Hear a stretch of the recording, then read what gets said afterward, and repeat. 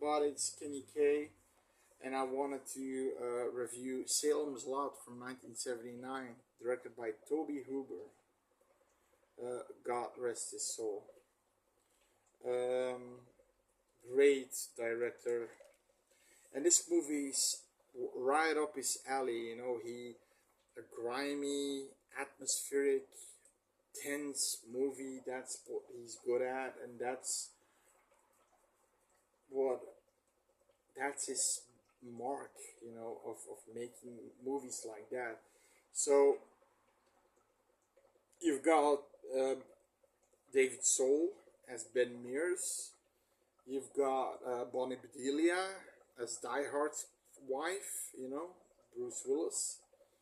You've got James Mason, a famous actor, especially in black and white movies, playing Richard Stryker. And then Fred Willard, also a person that recently died, and may his soul rest in peace, right? And a lot of good characters. So I wanted to talk about the characters first. Now, you've got I don't have any character that I have grievances with. All the characters did what they had to do. You've got Larry Crockett having an affair with his secretary, and the secretary's wife is Cully, this big guy who owns the truck, and who orders two men to pick up a armoire that Straker said in Portland, which basically wasn't an armoire, but a chest, with Barlow, the vampire, in. Now, he finds out that they're fooling around, and then immediately that woman said, "He raped me. He came in and raped me." I mean, what the fuck, bitch? You're seriously kidding me? And then when he wants, Cully has this two-barrel shotgun. What? You raped her? No, Cully, don't. He didn't rape me. Okay, well, what the hell is, Okay, he says, I'm gonna come back later for you, puss. Let's talk about it like men to men. I like your underwear, Larry. And then they're in the living room, and then you've got that scene where Larry is saying, sorry, Larry, hold the shotgun towards your face. Careful, Larry, because this trigger has a 5-pound pressure on it, and already got 3 pounds on it. So don't make any kind of moves, Larry. Don't make him, Larry. Good boy, Larry. You're doing fine. Bang! And he runs away with his underwear on, and then of course Cully goes in the wife's room, and you hear her being slapped around, and then we see Larry, the hand of Barlow, the vampire, and it cuts away. So the thing that I always thought that was weird, and that maybe somebody here has an explanation for, is that when Bonnie Bedelia and David Soul were making out on the makeout spot, they hear these cars coming, and parking, doing their car doors open, they trade cars, and they doors clap shut, and one drives away, and it's like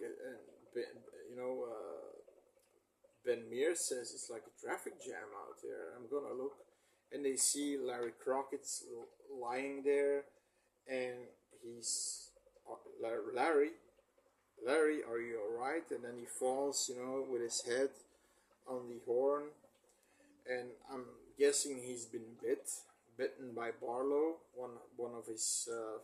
I'm guessing his first meal, because when uh, Straker brings that little Glick boy that he kidnapped, you see that Barlow has completely trashed his box where he was in. That was a cool scene because of this. The two movers didn't padlock it. It's a pretty cool scene. So that basically the first meal Barlow had was Larry Crockett's. Now, what I don't understand is who the fuck got him there. I mean, okay, Straker is driving Larry's car, but was Barlow driving Straker's car? I mean, like that super obvious vampire face. You see that blue head with those yellow eyes and those fangs and those claw-like fingers, and he's like, I mean, that would be weird, right? That would also be, I mean, if somebody sees that, that would be, who the fuck is driving that, and what the fuck is driving that? I mean, I never understand the situation there. But that's a small nitpick. It's just I didn't understand why they just couldn't find him in the bushes, and then they had to drive him somewhere, and then okay, apparently Barlow can drive cars. Okay. Then of course they get the constable there. You've got Cully. No, you've got Chief Hawkins, who's who suspects Ben Mears and Straker, because they're both new people in town, and everything started to go to shit when these two guys came in Salem's lot.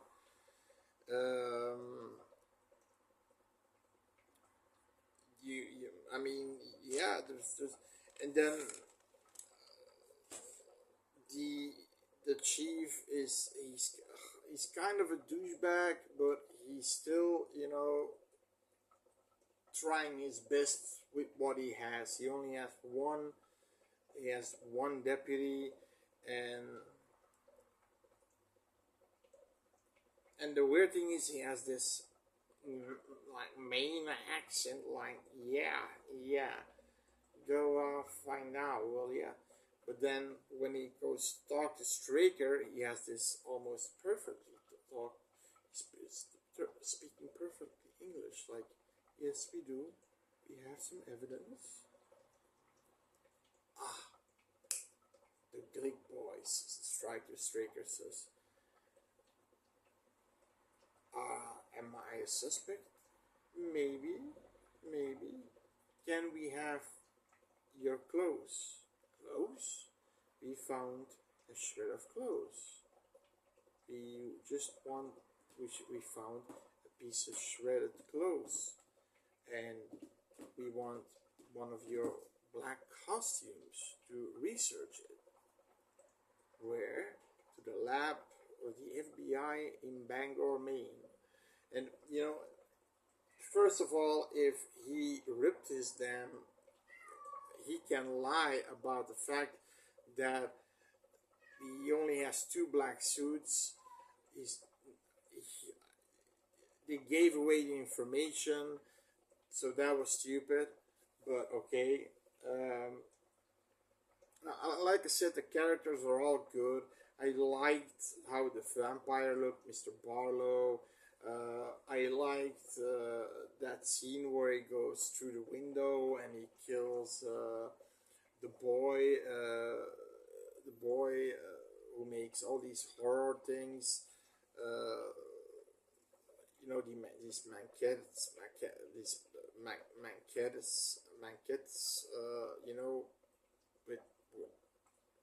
tombstones and creatures and things like that, and miniature creatures. And he when Barlow flies through the window, he immediately, knocks the two parents' heads together and they die. And the priest is with his cross, and then you see Straker, get away, shaman, get away, shaman, now, now.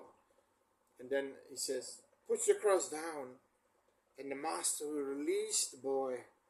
And he says, you, you, you mean it? You got my full guarantee. He's gonna live to see another day.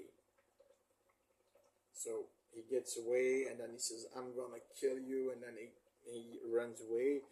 And then, now, do what you have to do. Put down the cross. Put down the cross, shaman. And he says, I am a man of God. I do not need to listen to this hellbound creature and this hellbound dog. And then you see fate against fate. Who will win? And then you see Barlow crushing the which is badass, crushing the crucifix. And like I said, there were pretty tense scenes and atmospheric scenes, and that scene, that's pure atmosphere, creepy atmosphere. The scene that we all know about Salem's Lot is when one of the Glick boys is flying and scratching against the nails with the mist behind them. That scene is so fucking creepy. The scene with Mike Ryerson, one of the guys who went to pick up the crate with Barlow in, he's also been bit. And then the guy who, the teacher that knows Ben Mears, he went to his room and he was sitting there in a rocking chair. And then you see what I liked was they all had these. They didn't have that in the remake. They all had these glowing eyes, and then he stands back and then, come with me, teacher, come with me, and this and that, and then he eventually doesn't, and I revoke your invitation. Go, you will die for this, teacher, and he flies away out of the window. Then he gets a heart attack. That was also a really cool scene. Really cool scene. I mean, the characters are great. When the characters become vampires, it's great. It's a great movie, and the atmosphere, the tension, great. I mean, like I said, the vampire sticking on the wall and on the window, and the vampire sitting in the rocking chair, and I mean, it's just great. It's just great. And Barlow doesn't say a thing, but he looks creepy. In my opinion, he looks. It's a different kind of vampire. It's the Nosferatu vampire from the older movies. He looks creepy, really, really creepy. Because in a remake, it's Rutger Hauer, and he's a suave kind of person. And that was also in the book. He was a suave person. That's how he. Tempted people, to be bitten. But